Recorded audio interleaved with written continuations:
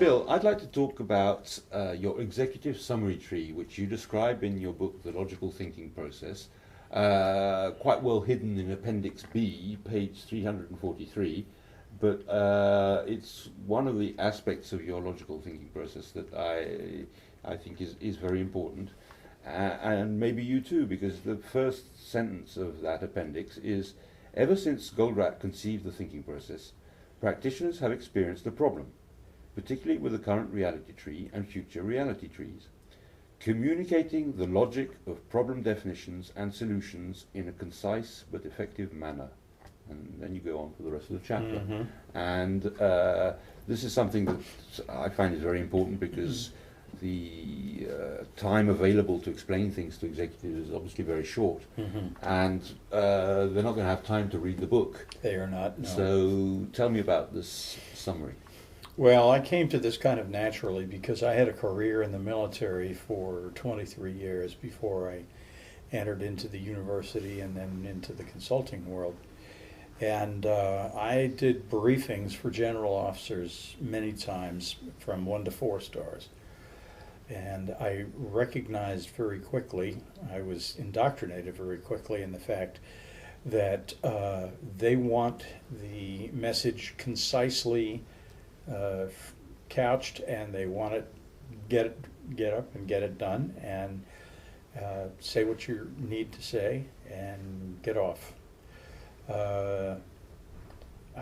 So the moral or the guidance we had was be prompt, be brief, and be seated. And I thought, that's really important.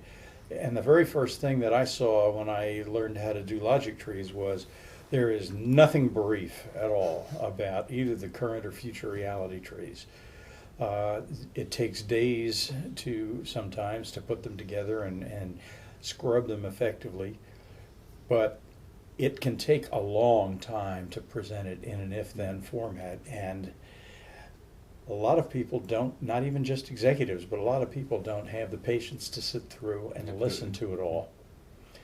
Executives have a particular problem because they have so many things on their mind and so many other obligations that when you get up in front of them, not only are they perhaps easily bored, but if you take too long, they're already thinking about the next meeting or the next obligation they have to do, and you've lost them. So I thought to myself, there's got to be a way of presenting the results of a thinking process analysis, and specifically the current and future reality trees, and doing it rather rapidly without having to read through the entire process, the entire tree. So I thought, well, what happens if we build a tree that is a mere skeleton of the completed current reality tree? And so I said, that makes sense. How can I do that in a way that doesn't sacrifice too much of the content? You want to have just enough that the executive can follow your logic, but not so little that they're not able to make the leap that you're trying to present. So because executives have the attention span of a 5-year-old child, I figured that they have to be presented something that they can absorb in probably 15 to 20 minutes. No more than that. Questions and answers afterwards, fine if they want, but get the message out there in 15 to 20 minutes. How do you do that with a current reality tree that may have 50 or 60 entities on it? Well, I came up with this method that I call the executive summary trees. And it solves what I consider to be the problem of communicating the problem or the solution effectively, and giving the information, only the information that the decision maker needs to render a favorable decision. But it maintains the flexibility to expand to more detail if requested by the executive, but only if requested by the executive. So how do you do one of these trees? Well, the very first step in the process is to complete the current or future reality tree as best as you possibly can in the analysis of the problem. So it is something where you have to have the complete solution, and then, as you said, you're going to try to pick out the skeleton or the key points. Right, exactly. You can't start with the skeleton. You have to have the complete tree. Okay. So let's say you have completed a current reality tree, and it has about 30 or 40 elements in it. The first thing you do with that is to isolate the undesirable effects at the top of the tree that are going to be most important to the decision maker. Now, in most cases, this is going to be all of them, because with a goal tree, all of those undesirable effects are equally important, and you have to get rid of all of them. Mhm. Otherwise, you don't reach the goal. Once you have done that, you go down to the bottom of the tree and you identify the critical root causes. There may be 3 or 4 that lead to all of these undesirable effects at the top of the tree. And you identify which ones they are. In the case of a future reality tree, you would be identifying desired effects and injections. But it's the same principle. You put the outcome of the tree at the top, and you put the entry point of the tree at the bottom. Okay, so what I typically tell people to do is you put your current reality tree on the wall where you can see it, and then you start a whole new blank page where you put the undesirable effects at the top and the critical root causes at the bottom, and this is going to be your executive summary tree. Then you take a look at the original current reality tree and you identify the shape of the major paths that go between the critical root causes and the undesirable effects. And you represent these in pencil lines on the executive summary tree. So now what you have is undesirable effects at the top that are connected to the causes at the bottom with these branches that may curve as they shape themselves in the current reality tree. You're going to replicate those causal paths on the executive summary tree. Then you take a look at where these paths converge, these pencil lines that you've drawn. And where they converge, you go back to the original tree, the current reality tree, and you extract the entity from there and move it over the convergence entity. And there are likely to be several of these.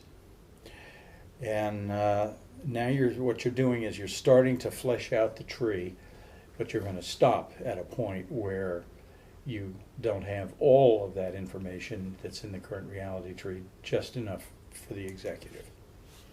After you've gotten those convergence points, you take a look at each path between the critical root cause and the convergence point, and you identify the key intermediate entities in each branch. There may be 1, there may be 2. But they're going to represent the longest leap of logic that you think the executive can make if you read those 2 together with an if and a then. So if you say if the root cause, then this effect, which may be 4 or 5 steps above in your current reality tree, but on the executive summary tree, it's going to be the very next one. Does that make sense? Yeah, that makes sense.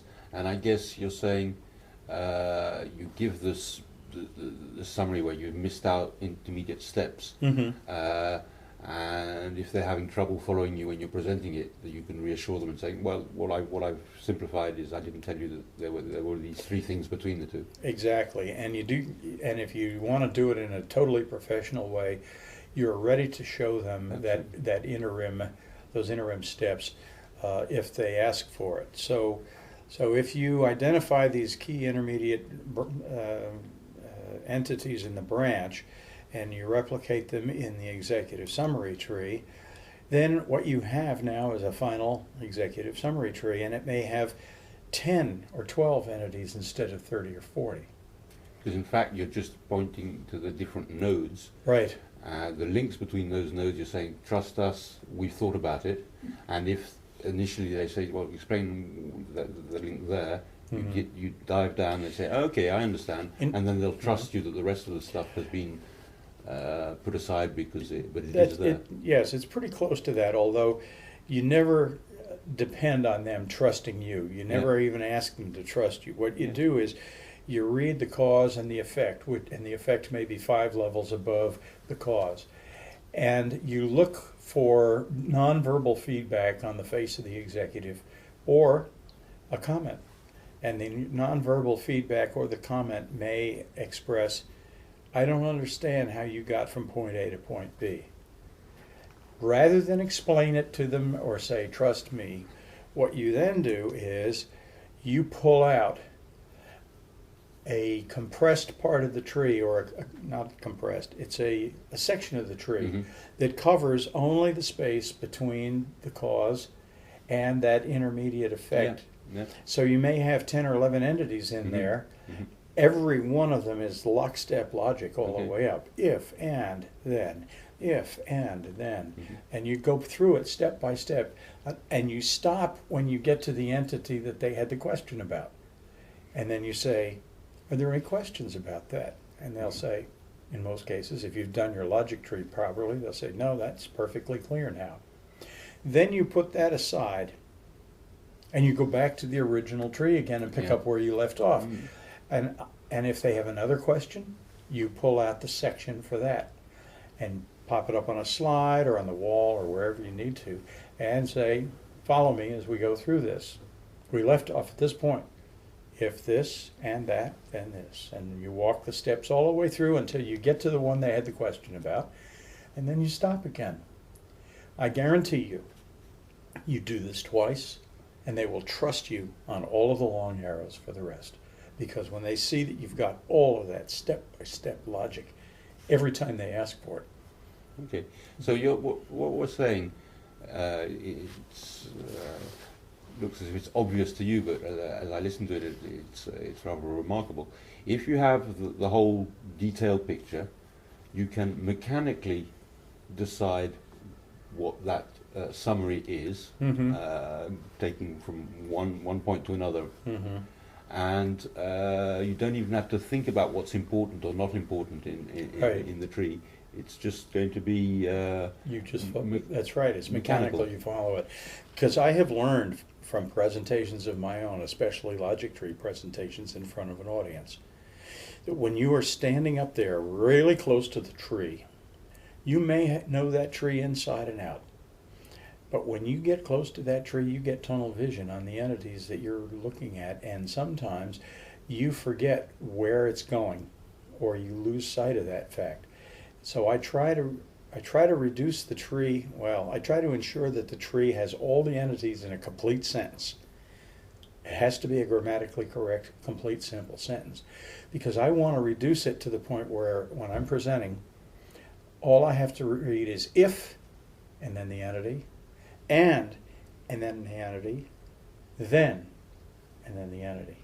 And the reason I do that is because I don't want to be stumbling for words. I want it to flow off the tongue smoothly and make it sound like I really know what I'm talking about. So I reduce it to the fact that everything I need to have, with the exception of the words if, and then, is right there in front of me, and all I have to do is read it. Okay? Now, when it comes to presenting an executive summary tree, typically I will render the current reality tree on a big piece of paper, like one that might be done in a plotter. But it's big enough to hold the entire current reality tree. And then I go through and I examine the branches, and I start from the bottom one branch and I start counting entities. And when I get up to about 13, I stop and I just draw a circle around all of those entities. And then I pick up, go to the next 12 or 13. And I break the tree down into chunks of 12 to 15 entities. Now, why do I do this? Because I found that when it comes to printing trees out on pages, on bond paper, you can get about 12 to 14 or 15 entities comfortably on a page without crowding. Any more than that, and it gets to be too overwhelming visually. So what I'll do is I will take the tree and break it up into those pages, if you will, and I will have the tree ready to present on a projection on the wall or on a screen in paginated like that, so I can call that up if there's a question. In other words, it underlies the executive summary tree. So if they want page 4, I pull up page 4 and it shows just that section. Another thing I'll do is I will print out that entire tree in all those multiple pages, and I will have them in separate stacks. But I will not hand them out to the executive. What I do is I wait until they have a question. And then I take the stack that has that page, and only then do I go around and hand it out to all of the executives at the table. I don't want them looking ahead. I don't give them a stack that has the whole tree in 8 pages, because I don't want them thumbing through. I want them paying attention to me and what I'm saying. And if the only thing they have to look at is up there on the screen, I'm going to be able to make eye contact with them and do all of those great TED presentation things that they talk about. So I'll hand out the tree and I'll say, here, follow along if you like while I go through this. And I pop the same page up on the wall so they can either look at the wall or they can look down below. And I read it by number, because I don't have any numbers on the entities on the executive summary tree, but I have all of the entities numbered on the handout pages so that I can say, starting at the lower left with number 201, if, and then, so forth, all the way until I get up to the point where I answer the question. And I stop and say, are there any questions about that? Okay, if you'll put that aside for a second, we'll continue. They have to put it aside because I'm going back to the executive summary tree, and they don't have any more pages. At the very end of the presentation, however, when it's all done and they've listened to me, I will take all of those pages and I will staple them together and say, here, take this back to your office with you if you'd like to look at it in more detail. And now they have as much as they want, but no more than they need. So that's the way I do executive summary trees, and I've done a few of them myself, but I get feedback from people who have used it and they say, oh, it works like a champ. I don't lose the audience that way. Mm-hmm. So that's how the executive summary tree works.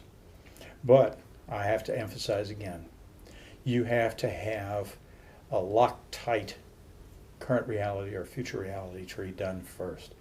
All the logic has to be there. It doesn't do you any good to construct all of this detailed logic if you can't communicate it and have it heard and understood. But it doesn't do any good to try to do that if you haven't got a good, complete, solid message. So they go hand in hand. Okay, well, thank you very much. You're very welcome.